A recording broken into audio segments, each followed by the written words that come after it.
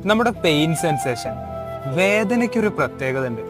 Actually അത് subjective ആണ്.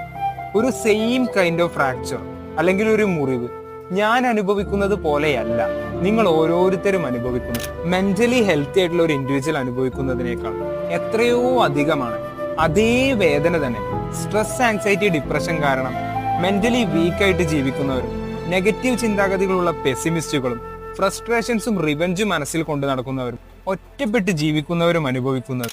So prioritise your mental health. നമ്മുടെ ലൈഫ് സ്റ്റൈൽസ് ഹെൽത്തി ആക്കുക, ഫിസിക്കൽ എക്സസൈസിൽ എൻഗേജ് ചെയ്യുക, യോഗ, മെഡിറ്റേഷൻ പോലുള്ള റിലാക്സേഷൻ ടെക്നിക്സ് പ്രാക്ടീസ് ചെയ്യുക, പോസിറ്റീവ് ആയിട്ടുള്ള തോട്ട്സും ബിലീഫ് സിസ്റ്റവും ബിൽഡ് ചെയ്തെടുക്കുക, നല്ല സപ്പോർട്ടീവ് ആൻഡ് എംപതറ്റിക് ആയിട്ടുള്ള റിലേഷൻഷിപ്സ് ബിൽഡ് ചെയ്തെടുക്കുക, ഗ്രാറ്റിറ്റ്യൂഡ് പ്രാക്ടീസ് ചെയ്യുക. അങ്ങനെ നമ്മുടെ മെന്റൽ ഹെൽത്ത് ഇംപ്രൂവ് ചെയ്യാനായിട്ട് എന്തെല്ലാം കാര്യങ്ങൾ നിങ്ങൾക്ക് ചെയ്യാനായിട്ട് കഴിയും അതെല്ലാം ചെയ്യാനായിട്ട് ശ്രമിക്കുക.